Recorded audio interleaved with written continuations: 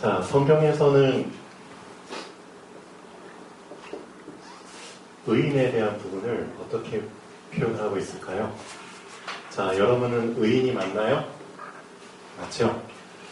자, 시편 5편에서 의인에 대해서 이렇게 표현을 하고 있습니다.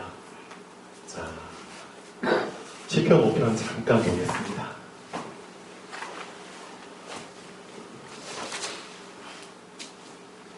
다윗의 고백이죠. 다윗이 어떻게 의인에 대한 고백을 했는지, 그리고 나도 그런 의인 중에 한 사람인지를 한번 확인해 보면 좋겠습니다. 5편 12절에 보면은 여호와여, 주는 의인에게 복을 주시고 방패로 함같이 은혜로 그를 호위하십니다. 자, 하나님은 의인으로 인정된 사람에게 복을 주십니다.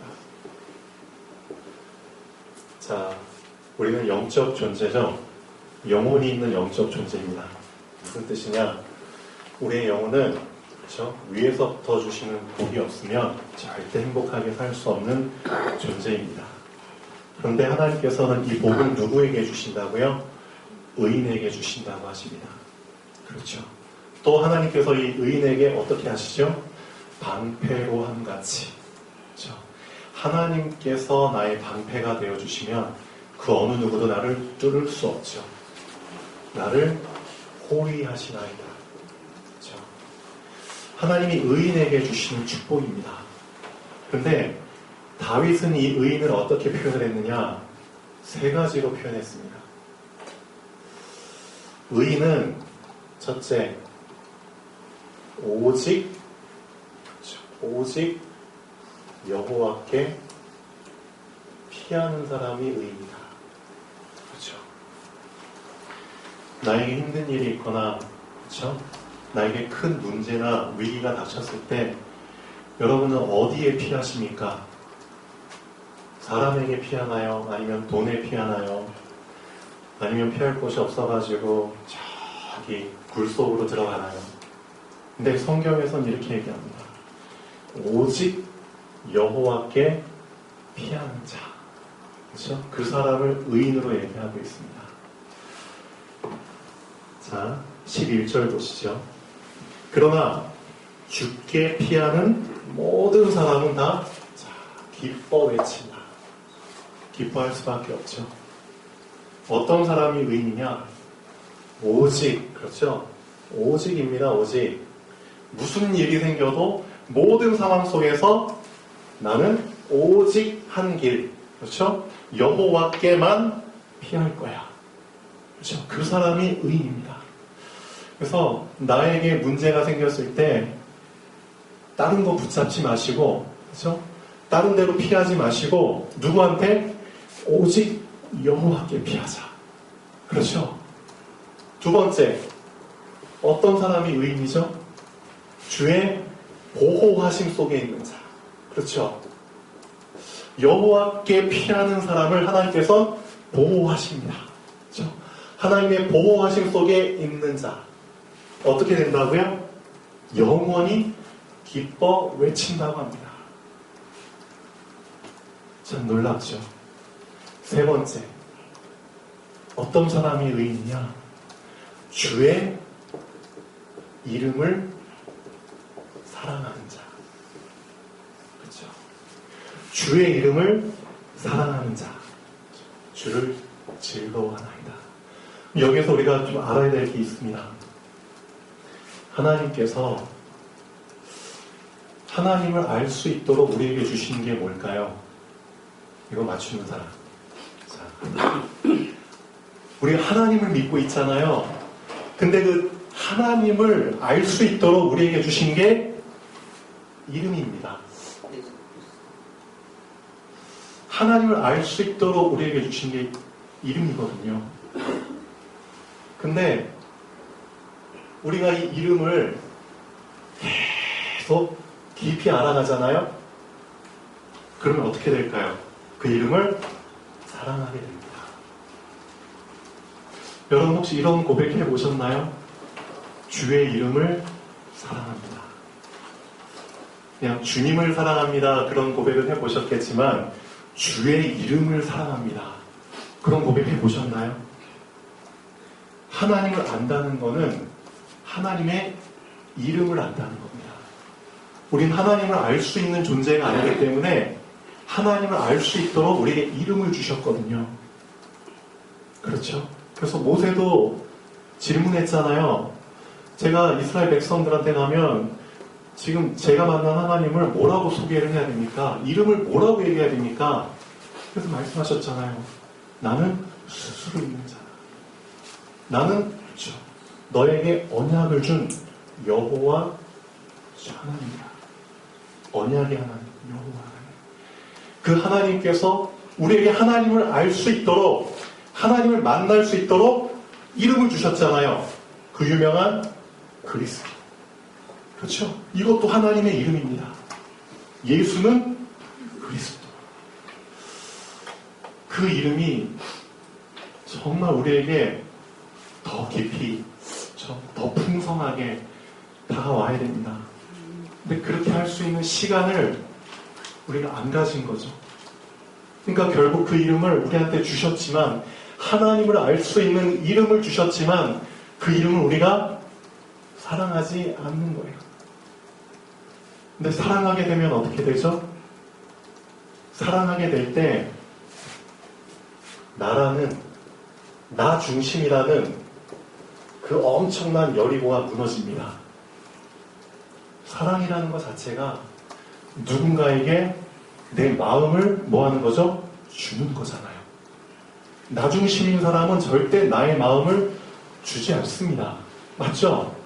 나 중심인 걸. 그런데 사랑하게 되잖아요. 비로소 나 중심이 깨지게 됩니다. 마음을 주게 되거든요. 주의 이름을 사랑한다? 무슨 뜻이죠? 주님의 이름에 나의 마음을 드리는 겁니다. 마음을 드리게 되면 어떻게 되죠? 뭐가 따라오죠 이제? 마음이 가는 곳에 뭐가 가죠? 우리의 몸이 가는 겁니다. 놀랍죠? 몸이 가면 어떻게 되죠? 드디어 주의 길을 가게 되는 겁니다. 요한복음 14장 15절 진짜 중요한 고백이 나오잖아요. 예수님께서 말씀하셨죠. 너희가 나를 사랑하면 나의 계명을 지키리라. 사랑하게 되면 마음을 줄 수밖에 없어. 마음을 주게 되면 몸이 따라가.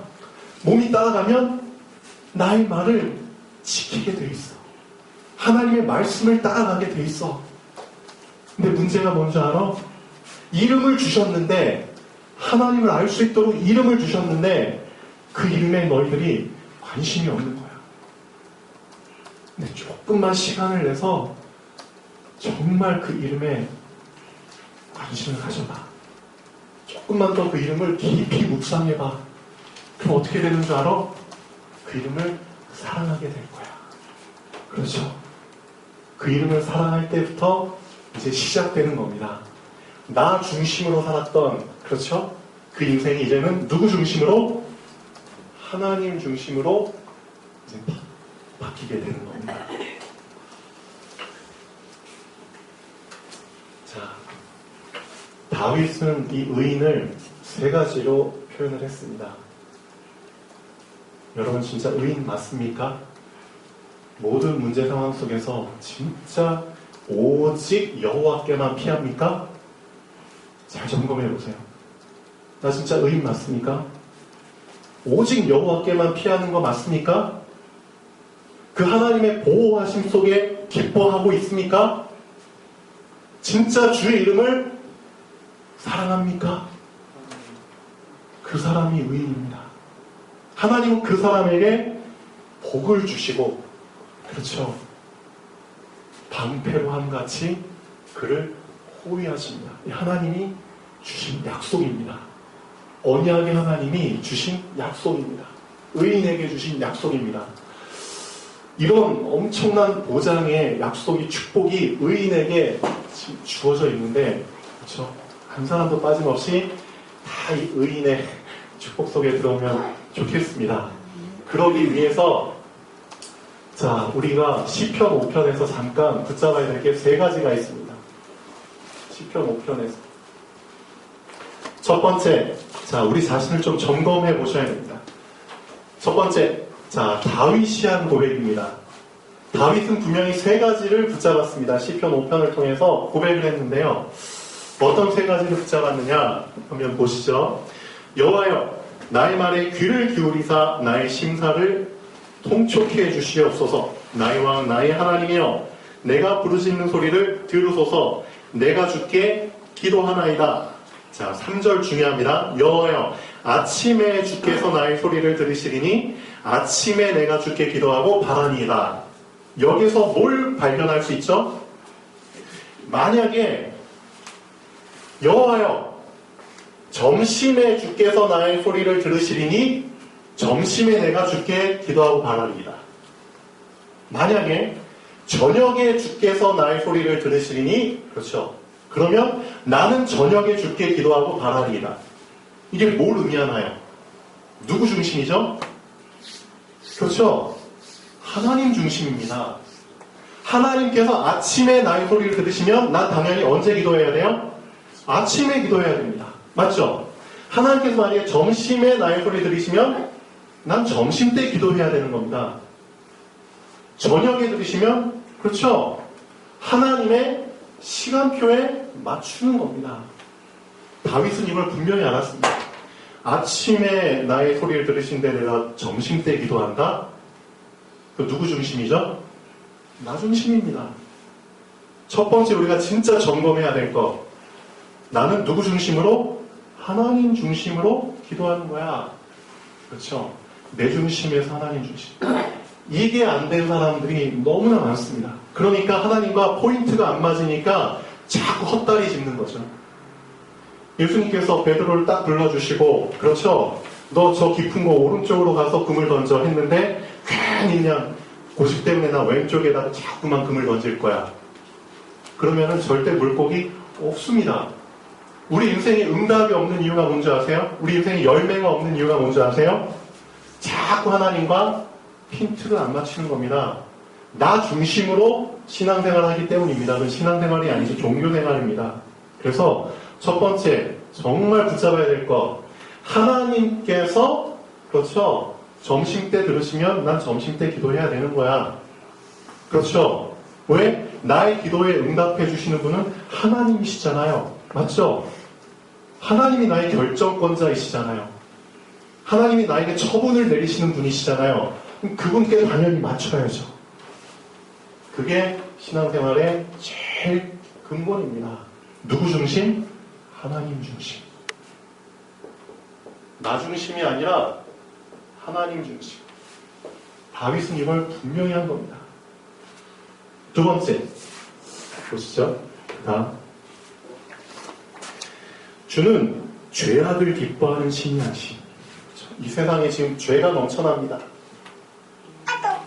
또 악이 주와 함께 머물지 못하며 악이 넘쳐나죠. 또 오만한 자들이 득실거리죠. 행악하는 사람들, 거짓말하는 사람들, 피 흘리기를 즐기는 사람들, 속이는 사람들이 다 세상에 넘쳐납니다. 세상은 이런 사람들로 꽉 차 있습니다. 세상 중심의 사람들이죠. 그렇죠? 세상 중심의 사람들 보면은 다 이런 부분 갖고 있잖아요. 죄가 득실하고 다 악한 생각 갖고 있고요. 거짓말하기 좋아하죠. 남이 어떻게 되는 상관없이, 그렇죠, 지금 마스크가 막 동이 났는데 나 돈 벌기 위해서 마스크 막 쟁겨놓고, 그렇죠, 남이 죽던 말든 상관없이 나만 돈, 세상 중심. 근데 다윗은 어떻죠? 누구 중심이죠? 다윗은 7절 보십시오. 오직, 그렇죠, 여기서도 오직 나옵니다. 오직 나는 딴 거 선택 안 해. 너희는 세상 속에, 그렇죠, 이렇게 더럽게 살지만 나는 오직 누구 중심이다? 무엇 중심이다? 주의 풍성한 사랑을 힘입어 주의 집에 들어가, 그렇죠, 주를 경외함으로 성전을 향하여 예배하리이다. 너희는 세상 나라 중심이지만 나는 하나님 나라 중심이다.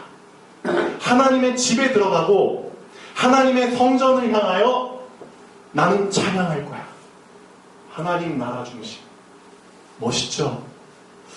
우리가 이 세상에 살고 있지만 이 세상에 빠지지 않는, 물들지 않는 방법은 하나밖에 없습니다. 다윗의 고백처럼 오직 나는 주의 풍성한 인자를 힘입어서 주를 경외함으로 그의 집에 들어가, 그렇죠? 주님을 찬양하는 겁니다. 성소를 향하여. 이게 진짜 의인입니다. 의인의 모습은 이렇게 딱 고백이 되잖아요. 의인은 하나님 중심으로 삽니다. 의인은 하나님 나라 중심으로 삽니다.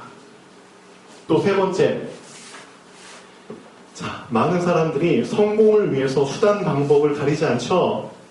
9절에 보십시오. 자, 이 세상에 살고 있는 사람들의 입을 보십시오. 성공을 위해서는, 그렇죠, 수단 방법 안 가립니다. 신실함이 없어. 믿을 구석이 없어요. 좀 신실한 사람과 거래를 해야 되는데 다 신실하지가 않아. 하는 말마다 다 속이는 말들이야. 그들의 마음이 어떻다고요? 심중이 심히 악하다. 그렇죠? 그들의 목구멍은 무덤이라는, 열린 무덤이라는 거죠. 목구멍. 들어가는 것마다 다 사망이 들어가죠. 다 죽을 짓만 하죠. 그들의 혀는 아첨하나이다. 왜? 성공하기 위해서. 그렇죠? 성공하기 위한 사람들의 지금 모습입니다. 입과 마음과 목구멍과 혀. 이게 성공을 위해서 달려가는 이 세상 사람들의 모습이거든요. 근데 다윗은 어떻다고요? 이런 세상의 성공 중심이 아니라 나는 누구 중심? 무엇 중심? 보시죠. 그러나 주께 피하는 모든 사람은 다 기뻐하고 주의 보호로 말미암아 기뻐 외치고 주의 이름을 사랑하는 자들은 주를 즐거워하고 주는 의인에게 복을 주시고 방패로함같이 은혜로 그를 호위하시나이다. 임마누엘 중심입니다. 임마누엘, 그렇죠? 나는 하나님의 함께하심 속에서 보호받고 그분과 함께 있음으로 인해서 그를 사랑하고 그를 즐거워하는 거야. 너희는 성공 중심이지만 나의 성공은 임마누엘이야. 난 임마누엘 중심이야. 어떻게 됐죠? 다윗 어떻게 됐죠? 다윗은 하나님 중심으로 살고 하나님 나라 중심으로 살고 임마누엘 중심으로 살았는데 하나님께서 다윗을 왕으로 세워주셨습니다. 수많은 사람들이 가장 올라가고 싶은 그 가장 높은 자리에 누가 올라갔느냐? 하나님 중심의 사람이, 하나님 나라 중심의 사람이, 임마누엘 중심의 사람이 올라갔습니다. 이게 의인입니다. 그래서 우리가 지금 붙잡아야 될 거는 딴 게 아닙니다. 하나님, 제가 주의 이름을 놓치고 있었습니다. 정말 주의 이름을 사랑한다는 고백을 제 입에서도 이제 나오기를 원합니다. 제가 주님을 너무 몰랐습니다. 얼마나 몰랐느냐? 얼마나 몰랐길래 마가복음 9장 한번 보시죠. 오직 예수만 보여주셨는데도 우리 마음 깊은 곳에서는 지금 예수가 필요한 게 아니라 나는 지금 엘리야 같은 능력이 더 필요해. 엘리야. 지금 이스라엘의 실제 상황이잖아요. 능력 있는 뭔가가 지금 필요해. 우리한테는. 또 모세 같은, 그렇죠? 율법, 이게 필요해. 사실 많은 사람들이 예수를 따라가지만 마음 깊은 곳에서는 뭐가 더 꿈틀꿈틀대고 있죠? 예수가 아닙니다. 지금 이 사람들은 능력을 원하고 있고요. 율법을 원하고 있는 겁니다. 근데 마가복음 9장에 보면은 참 재미난 부분이 나오죠. 다 알고 있는 부분입니다. 진짜 예수님께서 3명의 제자를 데리고 갔잖아요. 베드로, 야고보, 요한. 이 3사람은 처음이자 마지막으로 누구를 본 사람들이냐? 이스라엘 사람들이 가장 보고 싶은 신앙의 조상들이 이 2명이거든요. 정말 역사 속에서 엄청난 일을 한 모세를, 천국에서 지금 있는 모세를 예수님이 이 현실 속으로 끌어왔다니까요. 천국에서 잘 살고 있는 모세를, 엘리야를, 실제 인물들을, 그렇죠? 이 현실 속으로 끌어왔다니까요. 이 두 사람을 본 유일한 인물입니다. 베드로, 야고보, 요한이. 느낌이 어땠을 것 같아요? 저도 진짜 이 상황 속에 있었으면은 엄청 정신이 나갔을 것 같아요. 진짜 실제로 본 거잖아요. 그렇게 동경하던 인물들을 실제로 봤잖아요. 근데 왜 예수님이 그렇게까지 하셨을까요? 왜 하나님께서 그렇게까지 이런 상황을 만들어 주셨을까요? 그 이유가 있습니다. 너희가 말은 안 하지만 진짜 너희 마음속에서 원하는 게 두 가지 아니냐. 지금 이스라엘 해방을 위해서 너희 능력 없으니까 능력 있는 뭔가를 원하는 거 아니냐. 그렇죠? 모세 같은 그 인도자가 나서 더 쫙 말씀으로 끌어주길, 율법으로 끌어주길 바라는 거 아니냐. 근데 그게 먼저가 아니라는 겁니다. 이것도 중요하지만 너희는 지금 이거 말고 먼저 붙잡아야 될 게 있어. 오직 예수만 남고 나서 예수님이 이 제자들에게 뭘 말씀하셨는지 아세요? 능력이 먼저가 아니야. 율법이 먼저가 아니야. 보시죠. 우리가 지금 놓치고 있는 부분입니다. 우리가 이 부분이 먼저가 안 되면 미안하지만 우리는 계속 엘리야와 같은, 그렇죠, 모세와 같은 그 길을 또 삼천포에 빠지게 됩니다.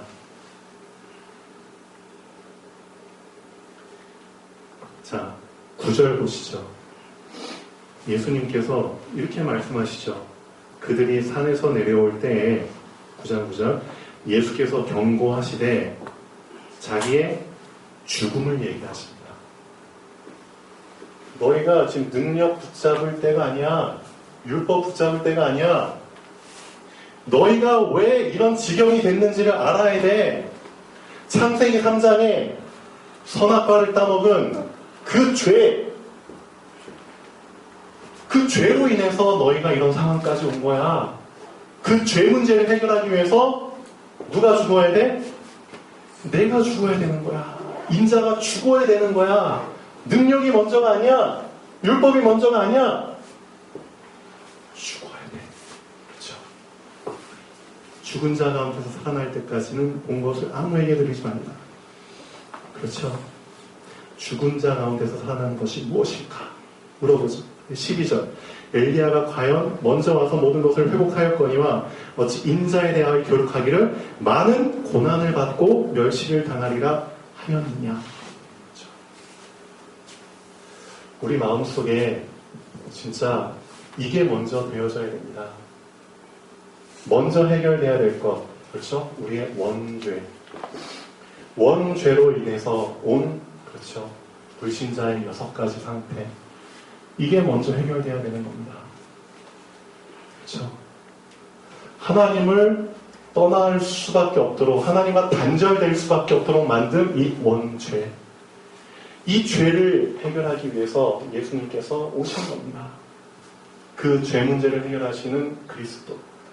그 안에서 먼저 죄사함에 신분이 바뀌고 우리가 깨끗해지는 그 축복 속에서 능력과 말씀, 율법, 그렇죠? 그게 따라가는 겁니다. 자, 우리가 정말 착각하고 있는 부분들, 이 부분 한번 좀 잘 체크해 보십시오. 우리 마음속에 지금 진짜 정말 따로 추구하고 있는 게 뭔지, 나를 구원해 주신 그 구원의 기쁨과 감사와 감격이 내 베이스에 가득 채워지지 않으면 그 사람은 절대 주님을 사랑할 수가 없습니다. 맞죠? 주님을 사랑한다는 거, 그렇죠? 나를 구원해 주신 거잖아요. 구원의 기쁨과 감사와 감격. 그게 먼저라는 겁니다. 자, 그래서 예배를 통해서 우리가 정말 계속 커져야만 하는 단어는 바로 이겁니다. 오직. 그렇죠? 오직. 처음에는 이 오직이라는 단어가 조금 했어요. 근데 말씀을 붙잡고 계속 말씀을 묵상하고, 그렇죠? 말씀과 소통하고, 그렇죠? 말씀에 집중하고 그 시간을 가질수록 이 오직이라는 단어가 점점 커지게 돼 있습니다. 그렇죠? 오직 뒤에 뭐가 붙나요? 오직 예수. 그렇죠? 오직, 그렇죠? 여호와 하나님. 그렇죠? 오직 창조주 하나님. 오직 삼위일체 하나님. 그렇죠? 오직 하나님. 이 단어가 계속 커지게 되는 겁니다. 이 오직이 정말 오직이 되는 사람에게는 하나님께서 어떤 축복을 주시는 줄 아세요? 아무도 볼 수 없는 것을 볼 수 있는 눈을 열어주십니다. 오직이 되는 사람에게. 아무도 들을 수 없는 것을 들을 수 있는 귀를 열어주십니다. 누구한테? 오직이 되는 사람. 아무도 말할 수 없는 것을 말할 수 있는 입을 열어주십니다. 놀랍죠? 아무도 갈 수 없는 곳에 갈 수 있도록 길을 열어주십니다. 아무도 할 수 없는 것을 할 수 있도록 힘을 주십니다. 이걸 뭐라고 표현하죠? 아무도 할 수 없는 것을 나는 할 수 있어. 유일성. 그렇죠? 오직이 된 사람에게 하나님은 유일한 축복을 주십니다. 그렇죠? 아무도 할 수 없는 걸 나는 할 수 있어. 그렇죠? 그럼 그걸 통해서 하나님은 재창조에 응답을 주십니다. 창조. 하나님이 창조하신 것들이 다 변질되고 타락했잖아요. 다 죽었잖아요. 그것을 새롭게 창조하시는, 쉽게 말하면 나의 이 유일한 축복을 통해서 살리시는, 그렇죠, 응답을 주시는 겁니다. 살리고 회복시키는 전도의 축복을 주시죠. 이게 우리가 받아야 될 궁극적인 응답입니다. 오직 속에서, 그렇죠? 유일성의 축복을 누리면 나를 통해서 재창조의 역사가 일어납니다. 이 응답까지 받고 하나님 앞에 서야 되잖아요. 그렇죠? 진짜 이 안에 들어오십시오. 하나님, 내가 지금까지 오직 붙잡지 않았습니다. 하나님, 다윗의 고백처럼 이젠 진짜 하나님 중심, 하나님 나라 중심, 임마누엘 중심으로 정말 들어가겠습니다. 하나님께 나의 24시간 중에서 이제는 10분이든 시간을 드리십시오. 진짜 하나님께만, 말씀에만 집중할 수 있는 시간을 드리십시오. 그래서 진짜 주의 이름을 사랑하는 그 경험을 한번 해보십시오. 그 사람이 진짜 이런 고백을 할 수 있습니다. 아, 나 진짜 행복해. 그렇죠? 진짜 신앙생활이 이렇게 행복한 줄 몰랐어. 진짜 하나님 한 분만으로 나는 만족해. 그게 실제 나의 신앙 고백이 돼야 되잖아요. 맞죠? 본론 보겠습니다. 이 왕들의 목을 발로 밟으라. 누가 발로 밟았죠? 여호수아가 누구한테 발로 밟으라고 했죠?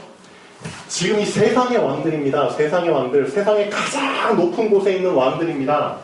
일반 사람들은 전혀 만날 수도 없고 얘기 나눌 수도 없는 최상위 클래스에 있는 왕들입니다. 근데 왕들을 어떻게 하라고요? 일반 평민들이, 일반 이스라엘 백성들이 목을 밟은 겁니다. 가장 높은 곳에 있는 사람들을 가장 낮은 곳에 있는 사람들이 밟았거든요. 그게 어떻게 가능하죠? 어떻게 가능하죠? 무슨 의미가 있죠? 서밋, 정상, 언약의 하나님을 붙잡고 따라가는 언약의 백성은 이 세상의 왕을 밟을 수 있는 겁니다. 그렇죠? 하나님께서 나를 서밋 하나입니다. 언약 붙잡고 놓치지 말고 계속 따라갈 때, 하나님의 시간표가 됐을 때 세상의 왕들을 목을 밟아, 그렇죠? 죽일 수 있는 그 시간표가 분명히 옵니다. 우리에게 주신 약속입니다. 약속. 물론 이건 보시면 여호수아가 그들에게 이르되 두려워하지 마, 놀라지 마, 강하고 담대해. 왜?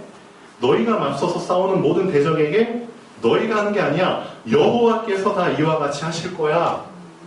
여호와께서 하시는 거니까 너희는 그냥 따라가면 되는 거예요. 그렇죠. 그래서 참 신기하게도 이런 일들을 계속 반복해서 하나님이 주십니다. 정복해야 될 족족 승리할 수 있었던 이유는 이스라엘 백성이 싸운 게 아니었거든요. 누가 싸우신 거죠? 하나님이. 그렇죠? 여호와 하나님이 싸우셨기 때문입니다. 내가 하나님의 언약 속에 있을 때 하나님은 나를 대신해서 싸우십니다. 맞죠? 그리고 그 대적의 목을 밝게 하십니다. 그렇기 때문에 두려워할 이유 없습니다. 놀랄 이유 없습니다.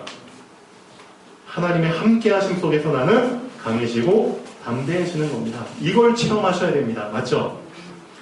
창조주 하나님이 나와 함께 하신다는 이 사실 속에서 나는 모든 답을 낼 수 있습니다. 맞나요? 자, 질문입니다. 나는 답을 내렸습니까? 이 질문에 대한 답을 하셔야 됩니다. 나는 정말 창조주 하나님 속에서 하나님의 그 이름 안에서 모든 답을 내렸나? 나의 모든 문제에 대한 답이 이 그리스도라는 이름 안에 다 있나? 정말 답을 내렸습니까? 하나님 앞에서 한번 진실하게 질문해 보십시오. 답이 내려지는 만큼 나는 그 이름을 누리게 되어 있습니다. 그렇죠? 그 이름이 나에게 그대로 역사하십니다. 그 이름을 경험하고 누리는 사람을 그리스도인이라고 말합니다. 맞죠? 나 그리스도인 맞습니까? 나는 진짜 참 행복자 맞습니까? 자, 이번 주에 그 그리스도를, 그 이름을 경험하는 한 주가 되면 좋겠습니다. 기도하겠습니다.